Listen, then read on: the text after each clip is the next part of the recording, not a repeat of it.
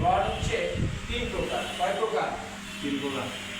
আগে প্রশ্ন করি, রড কত প্রকার ও কি কি? ঠিক আছে, উত্তর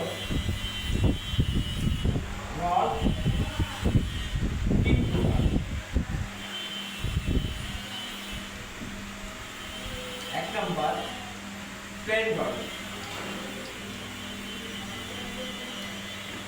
দুই নম্বর ডিফর্ম রড, হ্যাঁ,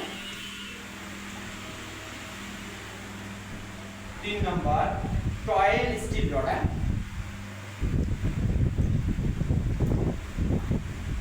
টয়েল স্টিল রড।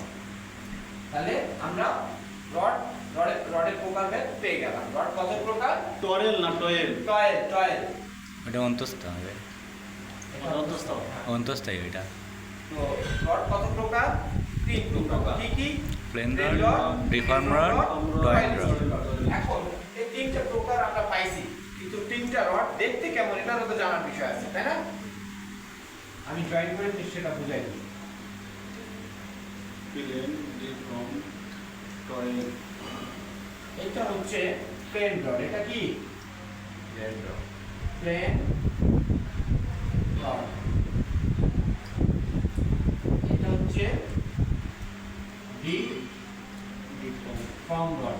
ডিফর্ম দেখতে এরকম কাজ কাজ, হ্যাঁ, যেটা তোমাদের বিম করা আছে, দেখছো? এটা হচ্ছে ডিফর্ম রড।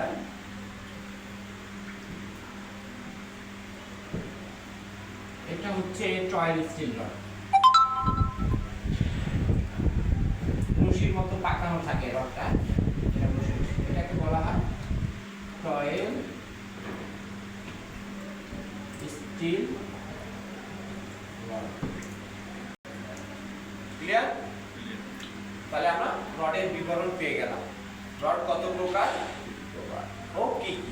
রড হচ্ছে তিন প্রকার। প্রকার।